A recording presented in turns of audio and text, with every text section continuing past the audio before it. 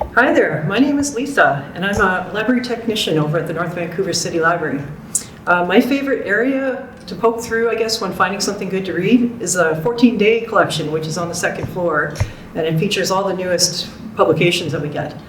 So I usually prefer to read nonfiction material or books about real people and things like events in history or science, biographies, and things like that. So one of the most intriguing books that I read this year that I chose for the best of 2022 is a great choice for any of you out there who's also happened to maybe binge their way through the Netflix series Bridgerton, set during the Regency period around the 1800s, early 1800s in London, England. The book I chose is called Heiresses, The Lives of $1 Million Babies, and it's by Laura Thompson, who's published several books about real 19th and 20th century historical figures, including one about Agatha Christie, even, the famous mystery writer, for example. Heiresses was quite an eye-opening and quite infuriating biographical work that focused on young women from about this period who'd inherited like incredible wealth or land and were often kidnapped or forced into marriage by men hoping to boost their own status.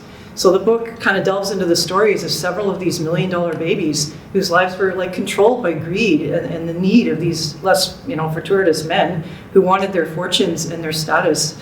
They wanted to get their property, get their hands on their wealth, and even their children were not theirs to control, these women.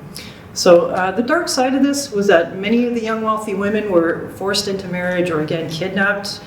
There was all these plots, and it was against their will. And up until the 19th century in Britain, a wife's identity was basically relinquished to her husband, meaning that he would have entitled to her property and her income.